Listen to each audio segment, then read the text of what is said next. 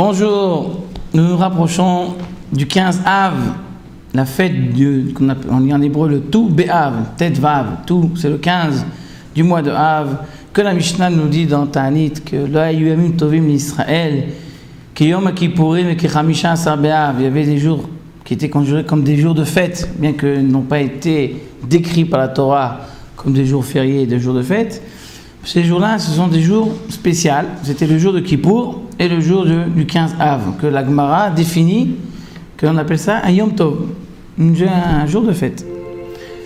Et la Gemara demande quelle est la particularité du 15 Av, le jour de Kippour. Nous pouvons comprendre c'est quoi cette particularité quand on le définit, que c'est un jour de grande fête, parce que nous savons tous que le jour de Kippour, c'est le jour où la grâce éternelle est revenu envers les enfants d'Israël après la faute du veau d'or, et que c'est à ce moment-là que Baruch a pardonné à la faute que les enfants d'Israël ont commis lorsqu'ils ont fait le veau d'or, et c'est le jour où Moshe Rabbeinu est redescendu pour la 3e fois du mont Sinaï avec une nouvelle table de la loi. Mais le Tou Be'av, la Gemara demande qu'est-ce qu'il a de spécial, et la Gemara nous dit 6 cas, c'est pour 6 raisons, qu'il y a eu 6 belle nouvelle dans le peuple d'Israël. C'était le jour de Tou Be'av.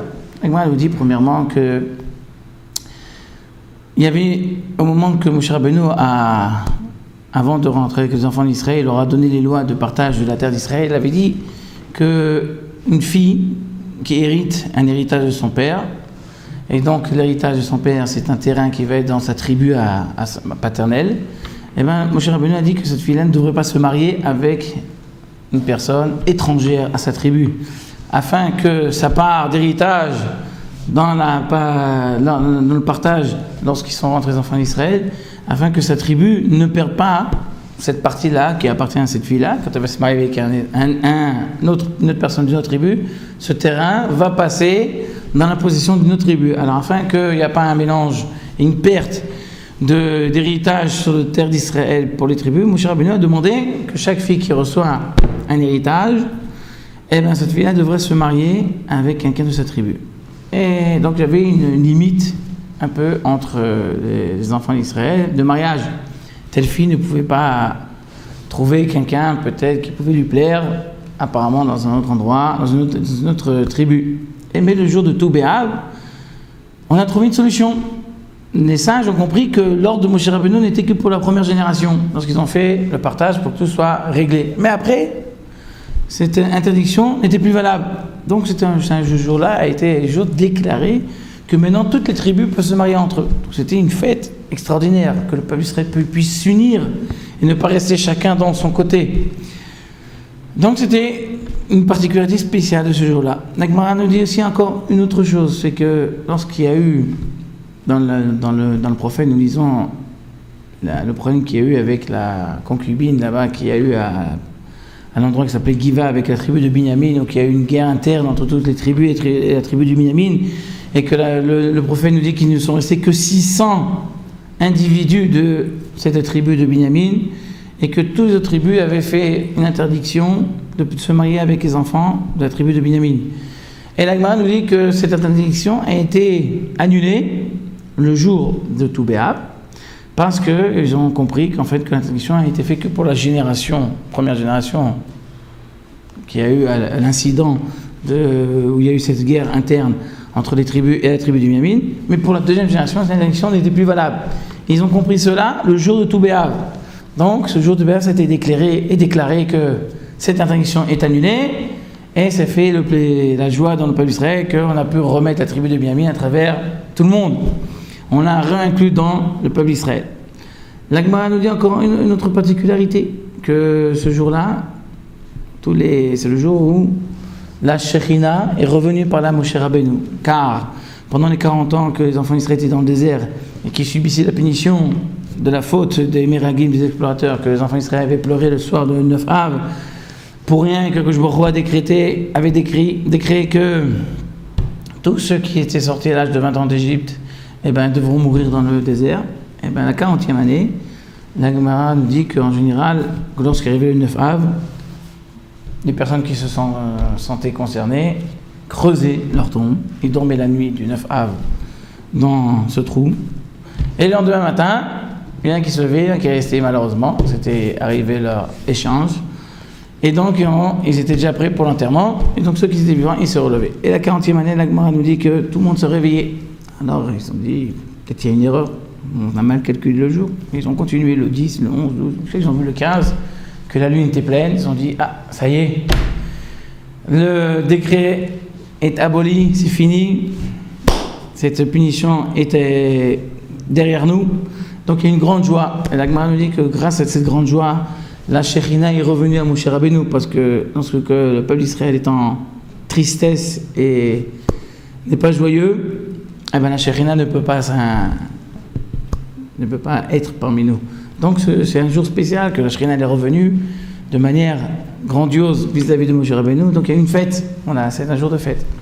La Gemara nous dit aussi que, encore un cas, c'est que Yerovam ben Nevat, qui était le roi d'Israël, avait empêché les enfants d'Israël de monter à Jérusalem pour les fêtes. Vous savez que d'après la Torah, ce qu'on appelle les Shalosh Regalim, les trois fêtes, qu'on appelle les trois fêtes de pied, c'est-à-dire que tous les enfants d'Israël devaient monter à Jérusalem, c'est Pessah, Shavuot, Sukkot, et que Yerovam ben Nevat a voulu empêcher, il avait mis 2 veaux d'or sur les routes qui montaient à Jérusalem, en disant, vous n'avez pas besoin de monter à Jérusalem, vous faites ici le service. Et la Gemara nous dit que le jour de Tou B'Av, Hoshea ben Beri, il a annulé ce décret, il a permis à tout celui qui veut d'aller monter à Jérusalem. Donc c'était une grande joie d'avoir ouvert les frontières et que les barrières et que chacun pouvait monter à Jérusalem s'il avait envie. La Gemara nous dit encore 2 cas. C'est le jour où vous savez, tous les morts de la guerre qu'il y a eu à Bétar, la fameuse guerre avec Bar Kokhava, qu'on avait pensé qu'il était le Mashiach, et que malheureusement, nous connaissons tous l'histoire, que tous ceux qui étaient dans la forteresse de Bétar ont été tués, et l'ennemi avait décidé, comme punition, que tous ceux qui sont morts ne seront pas enterrés. Et c'est pendant presque 10 ans, ils sont restés comme ça, des corps, dans la rue, jetés. Il y avait une tradition de pouvoir s'occuper de leurs funérailles. Et c'est le jour de Tou B'Av que ce décret est annulé, qu'ils ont permis aux enfants d'Israël de s'occuper de tous ces morts-là, de ces corps, de les enterrer. Et la Gemara nous dit qu'il y a eu un miracle, c'est que tous ces corps-là ne se sont pas décomposés, ils sont restés intacts. Donc c'était un jour grandiose, le jour de Tou B'Av, que le décret est annulé, qu'ils ont vu les miracles d'Hachem, qu'ils sont restés intacts, qu'ils ont pu être enterrés, comme s'ils venaient de mourir dans les quelques minutes qui avaient précédé. Et la dernière chose que la Gemara nous dit, c'est que c'est le dernier jour où, depuis Pessah jusqu'à Tou B'Av, les enfants d'Israël préparaient le bois qui allait servir au Mizbeach, donc pour les sacrifices au Beth Amikdash. Donc ils allaient pendant 4 mois, ils allaient dans la forêt et ils travaillaient, bûchaient bien comme il fallait le bois, afin que le Beth Amikdash il a sa réserve pour l'année. Et donc c'est le dernier jour, parce que le jour du 15 Av, Tash Kocha Shechama, c'est que la force du soleil s'affaiblit, parce que les jours en fait commencent à se raccourcir. Et donc la force du soleil est moins forte, parce qu'il y a moins de soleil dans la journée. Donc le bois, il avait besoin du soleil pour être séché. Donc il n'y avait plus d'utilité de couper le bois après le 15, parce que c'est un bois qui ne pourrait pas être sec. Donc il y aura de l'humidité, donc il va pas être valable pour pouvoir s'en servir. Donc on s'arrêtait, on faisait une grande fête. Alors il faut comprendre, il y a 6 cas qui sont arrivés. Et alors, parce qu'à travers l'histoire juive, sur une époque peut-être qui va durer même 1000 ans presque, il y a eu 6 événements extraordinaires, plus de 1000 ans même. C'est pour ça qu'on appelle ça Tou B'Av, une journée spéciale sur 1000 ans. C'est pas vraiment quelque chose de fort, ça arrive, non? Il y a eu un incident à telle date, et 100 ans après aussi quelque chose est arrivé, ça peut arriver. C'est là qu'on fait le Tou B'Av, un jour exceptionnel, plus que Hanouka, plus que Purim, plus que beaucoup de choses, Pessah. En fait, c'est Gemara qui nous raconte les événements qu'il y a eu tout Béab nous dévoilent un secret. Parce qu'on devrait se poser la question. Est-ce que c'est une coïncidence que c'est le 15 Av, le tout Béab, qu'ils ont trouvé des solutions? Ou bien en fait, non, on nous dévoile un secret. Que le jour du 15 Av, c'est un jour exceptionnel. C'est un jour qui a des forces. Qu'il y a des forces divines qui ont été mises dans ce jour-là. Que le jour en lui-même, quand on arrive à cette date, il y a des forces, très hautes, qui ont cette capacité de pouvoir transformer des situations difficiles, compliquées, presque, qu'on ne peut même pas les résoudre, et qu'on trouve une solution, et qui va tout régler, et qu'on va oublier même tous les problèmes qu'il y a eu. C'est-à-dire une solution finale, qui nettoie tout, qui arrange tout. Pas une solution partielle. Tous les problèmes sont arrangés, tout est résolu.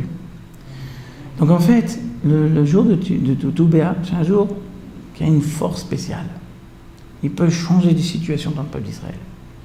Il dénoue tous les problèmes, tous les nœuds, toutes les difficultés que le peuple d'Israël peut avoir. Ce jour-là, il y a une particularité céleste qui donne cette possibilité. Il faut savoir la prendre, il faut savoir s'en servir. Parce qu'on peut passer des années et le rater. Ne le pas prendre dans la main. Mais le jour de tout Béab, c'est un jour qui a une force qui peut tout changer. Donc, c'est ce que la Gemara nous amène. C'était des cas, on ne savait plus quoi faire. Les tribus ne pouvaient pas se marier entre eux. C'était un désastre. Le jour de tout Béab, ils ont trouvé la solution. Une solution. Tout a été changé. De même avec la tribu de Binyamin. On était limité. Ça y est, on ne voit plus l'issue. Beaucoup les Haroughi Bétar, tous ceux qui sont morts dans le combat dans Bétar. Des années, ils sont jetés. Personne ne peut s'occuper d'eux. Non. Le jour de tout Béab, changement de décision. Tout a changé. Comme ça, par hasard. Non. C'est la force divine d'Hachem qui a donné dans ce jour-là, qui a des particularités, qui peut agir dans ce monde pour changer les situations. Donc ce n'est pas pour rien que ce jour-là, c'était le jour où les filles d'Israël cherchaient, c'était le jour de proposition de mariage, parce que, vous savez, nos sages disent que pour se marier, cacher les yeux gauche et la dame qui est chrétien, parce que c'est très difficile, le mariage de l'homme, comme si on doit ouvrir la mer Rouge. Donc en fait, c'est une situation très délicate. Surtout des gens qui ça fait 3, 4, 5 ans, 6 ans, ils cherchent, ils ne trouvent pas. Mais le jour de Béab, ils ont cette possibilité de sortir de leur détresse et d'arriver à leur délivrance. C'est la force de tout Béab. Tout change. La situation, elle change complètement.